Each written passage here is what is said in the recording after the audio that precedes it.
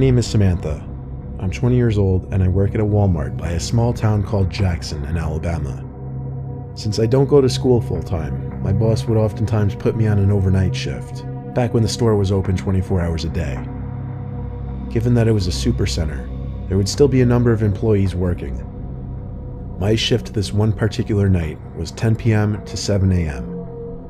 I was one of only a couple employees doing stock work, and there was 1 or 2 employees at registers up front. Given that our store sits in the countryside of Alabama, we didn't really get much business at these insane hours of the night. However, it was a prime restocking period. I didn't personally know the other employees working that night, but it's not like we'd run into each other in the giant store anyway. I started my night folding pants in the men's department and generally tidying up. I kept headphones in at night because usually there would be no one to tell me to take them out. The customer came to the jeans section, and at that time it was around 11:30 p.m., so it wasn't really that weird. People would still come in and close shop till usually around midnight. The customer came up to me and asked me if we had any more of the specific pants he found in a different waist size. I apologized and told him only whatever was on the rack. He thanked me and walked away. I made accidental eye contact with him as soon as he stood by the rack putting the jeans back. It was kind of awkward. He walked away and I continued with my work. Some time passed and the store started to look like a ghost town. No one to be seen as far as the eye could see. I think it was like 1 a.m. I had made my way over to the appliances section.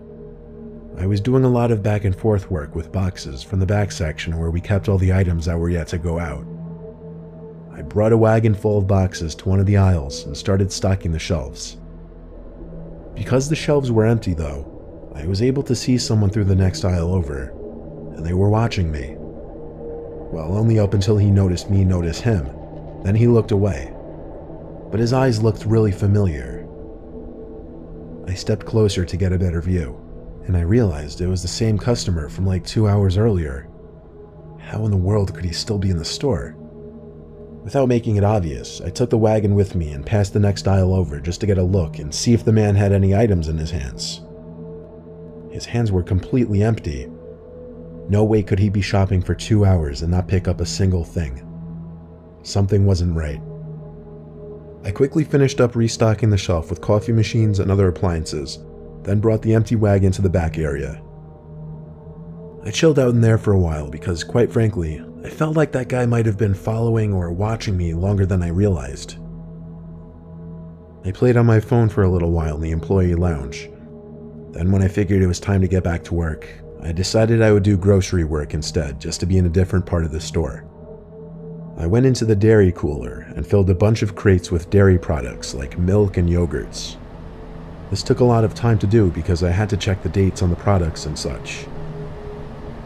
Over the loud sound of the giant refrigerators keeping the cooler cold, I heard the door to the dairy cooler burst open.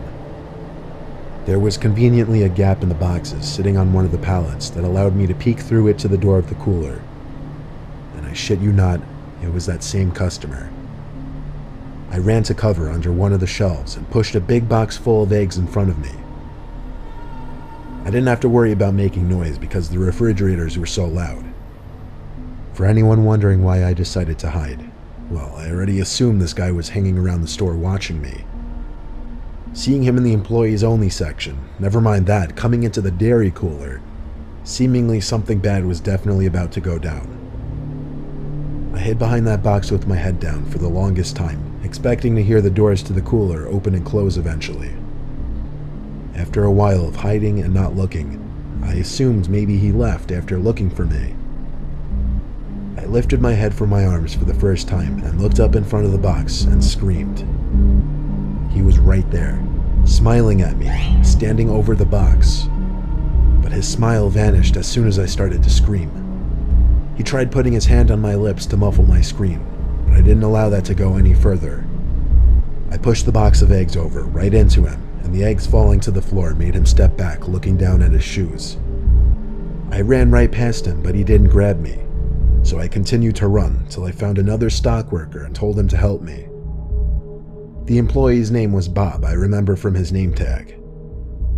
Suddenly, the man from the dairy cooler came up to the two of us and apologized, explaining that he was from corporate and was coming to make sure everything was running smoothly. He said he didn't mean to scare me and was simply checking up on me in the dairy cooler to make sure I wasn't slacking off. This Bob guy seemed to believe it all, but then again, he didn't seem very smart at all. I asked the man why he put his hand on my mouth, and he said he was trying to avoid making a scene. Then, shockingly, he gave me the order to finish up the appliance section, and he disappeared. As he was speed walking away down the aisle, I called out, "What's your name?" And he called back, "Tom." And just like that, he was gone. The next day, I called one of the managers and asked if there was supposed to be a visit from corporate the night before, and if a creepy man named Tom sounded familiar. My manager, Margaret, said it sounded like complete bullshit. There was no record of anyone from corporate named Tom who was supposed to come visit, nor would anyone from corporate ever be in the store at 2 a.m. They then went ahead and checked the camera footage, and a police report was filed when they realized this was a random man, and the cameras proved this man had been stalking me between the aisles for the better part of the first few hours of my shift. I told Margaret I couldn't do night shifts anymore after that, and she understood. I still work there, but more so as a day stock person or a cashier.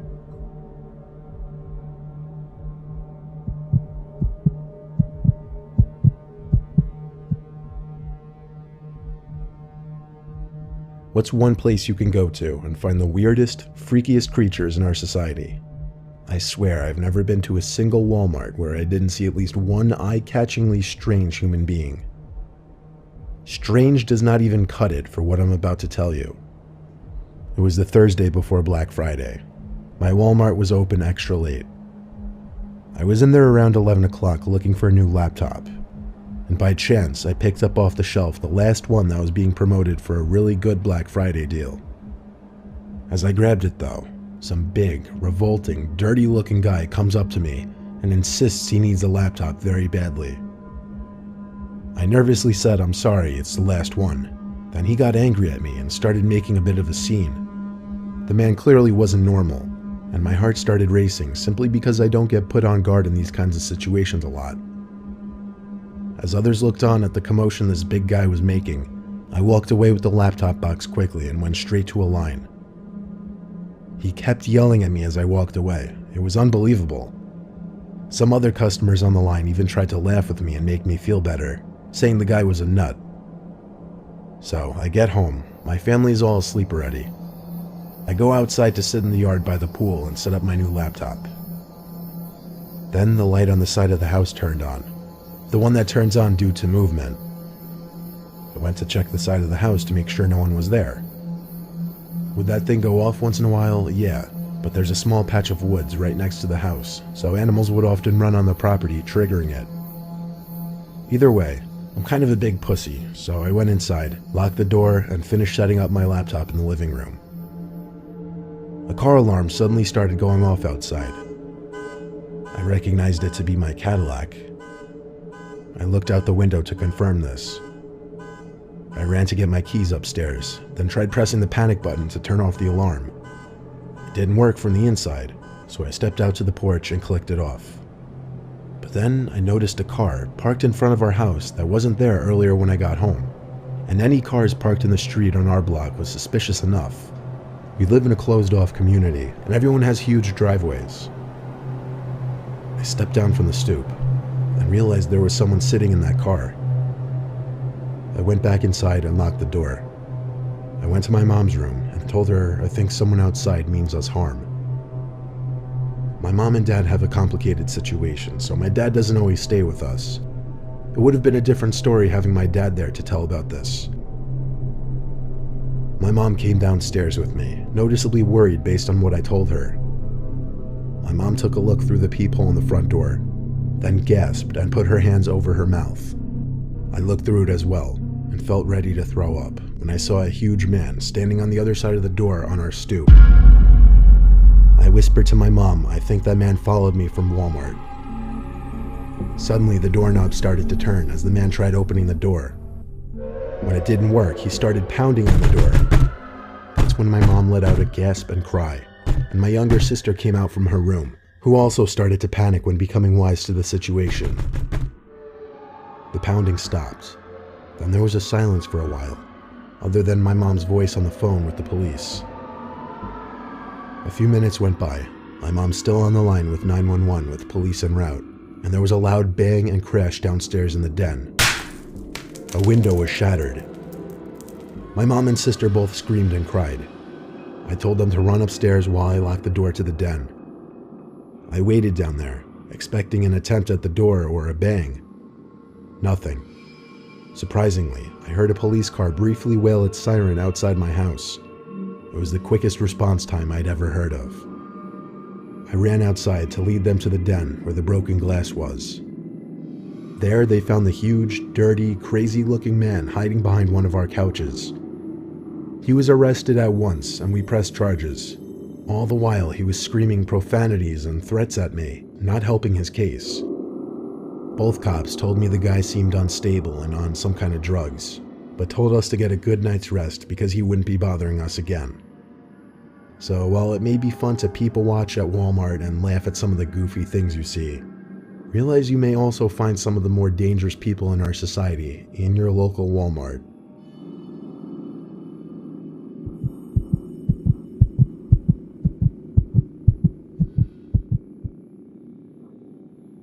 Working the night shift at Walmart as a night stock person on the weekends was my second job when I was finishing up college. I needed to pay off my loans, so I had to make money however possible. I didn't deal with customers or anything. I would just sign for night deliveries, do warehouse work, and stock shelves in the store during after hours. The typical shift would usually be either 11 to 7 or 12 to 7. On July 9th, 2015, a Thursday night, I still have it locked into my brain. I was midway through my shift in the electronics department when I saw in the corner of my eye someone walk past the aisle I was working in. This wouldn't usually catch my attention if it weren't for the fact that there were only 2 other workers in the building with me that night, Alvin and Baco. They were both wearing the same staff shirts I was wearing. I would know because we all clocked in at the same time. The person I saw in the corner of my eye was wearing all black, so I naturally walked to the end of the aisle and did a little peep around the shelf. No one was there. I yelled both Alvin and Baco's names, so when they didn't answer, it made it even stranger. But regardless, I went back to work. I was holding in a pee for a while, and I told myself I'd go when I finished work in that aisle. Seconds later, there was a huge crash a few aisles down. It actually startled me.